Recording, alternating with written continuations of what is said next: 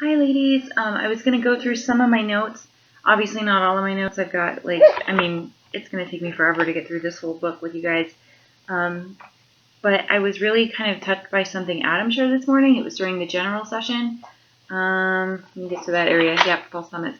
And he used to work for a ski company. This is Adam, the CEO. So it was like 3 or 4 years ago, I think, that he was still working for a skiing company doing ski stuff. I don't really know what. But he was talking with one of his friends from that about false summits.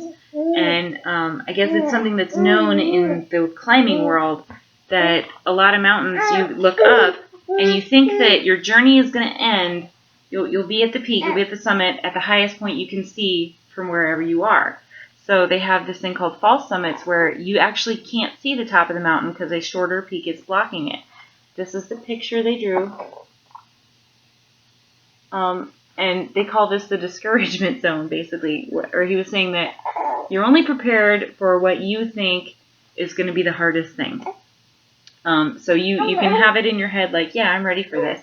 And he's like, a lot of people, they get this climb, they get this rush, they hit that rank, and then the next month they don't re-rank. Or somebody they thought was going to hit their fast starts quit. Something like that. You don't get that recruit. So you get discouraged right here because you think you've hit the peak and now it's all downhill. And that's false. That's a false summit. You actually can keep going. And he shared with us that Jamberry actually hit a false summit in 2012. So 3 years ago. They had their first conference. There was 150 consultants. He said that the sisters, like Christy, Carrie, and they actually baked treats for the closing gala. Like, it was so small at the time. It was just a little family company. And they were really excited because up until that point, they had been growing. Month after month, they were growing. And then after that conference, no growth, and they went downhill a little bit. And so they kind of were discouraged, thinking, okay, I guess that's as big as we can make our company. Maybe we just don't have a product with that wide of a market. But that was a false summit, and now it's growing and expanding, and they're looking at this global opportunity. Like I showed you that image they showed us. They were hinting, not promising, but they were hinting at opening up other markets. Maybe 1 a year, maybe 2 a year. It depends on how fast they can grow, but they're trying to grow responsibly. That's why they're not just opening the market right now, because they want to create sustainable growth, which they had a problem. Even when I started, there was massive problems with shipping. People were getting the wrong orders were taking weeks. So they're trying to grow in a way that they can keep people happy while they're growing, But then the other thing that's doing that kind of benefits us is because they are growing at a sustainable rate, it's creating demand. There is serious demand out there. Ladies in other countries are hearing that we American women are starting to have these awesome nails that we do ourselves, and they last for weeks without shipping. And there's a lot of illegal trading going on, which discourages people. I know that somebody just posted about that. The illegal trade groups. Know that you should not engage in that because you can lose your consultanthood. You could get Jamberry in trouble. They could get fined. And also there's no guarantee on those wraps. So if they fail, your customer is out the money. It's not a good thing to do for a lot of reasons. That's a sidebar. But basically, what they were sharing with us is that you really can't get discouraged at that false summit. You have not climbed the top of your mountain yet. You can definitely go up.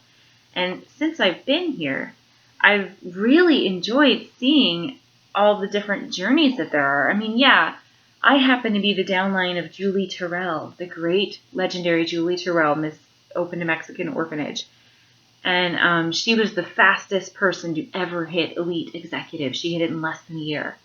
And then right below her is Emily, the amazing Emily, who also hit Elite Executive in, I think, 13 months. And Kelsey, who's under Emily, who also hit Elite Executive. So there were some false summits in my mind, because here I happen to be in the downline of 3 women who in less than a year shot to Elite. I'm not in Kelsey's downline. She's my sideline. She's my great jam aunt. But I had that false summit in my mind. So there have been so many times over the last year that I have felt like such a failure because I only made it to executive. And then here I am, and I'm seeing that there are different journeys. There's even somebody who's also directly under Julie. So it would be Emily's jam sister, who, after a full year, finally hit lead consultant. And she was so happy about that.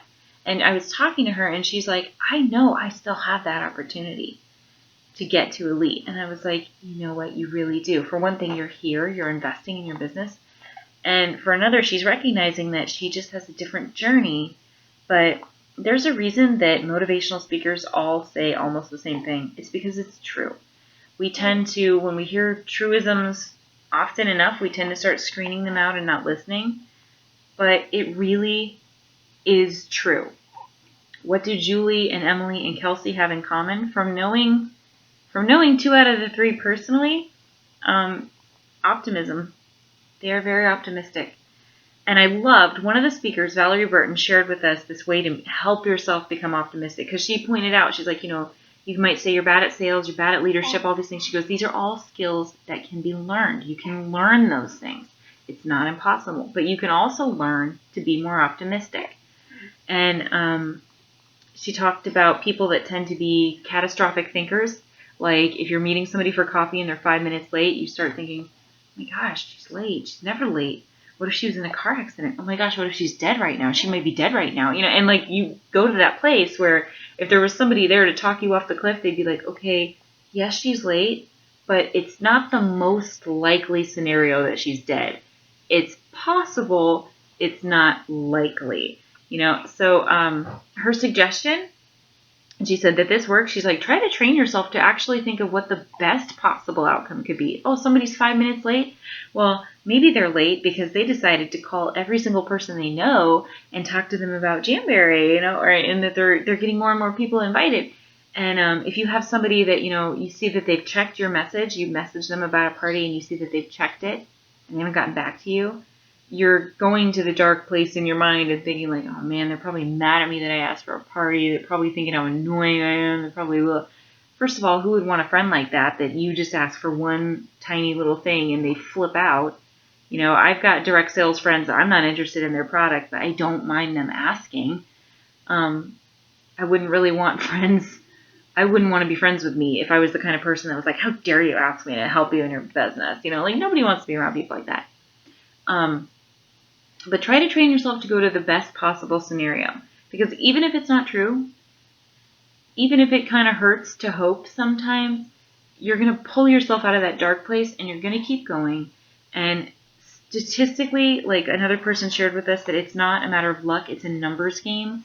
Just everybody that succeeds has the same habits, nobody lucks into elite. Nobody does. Nobody even lucks into senior team manager or any of those things. It is a deliberate thing that happens because of what you're doing. And having good habits will keep you there. That's how you get there. So the habit that they talked to us about a lot was realizing that if you hit a bump, it's a false summit. You can keep going. And by just being optimistic and working your business every day and improving yourself as much as possible. One lady here recommended that we read business books. She's like, you're not going to read a bad business book. If you're constantly reading books about improving yourself, it's going to help. You'll glean something from each book. So be reading and be learning and be growing. You will get here, and you might have your name on a sign next year, the year after that. It might be you.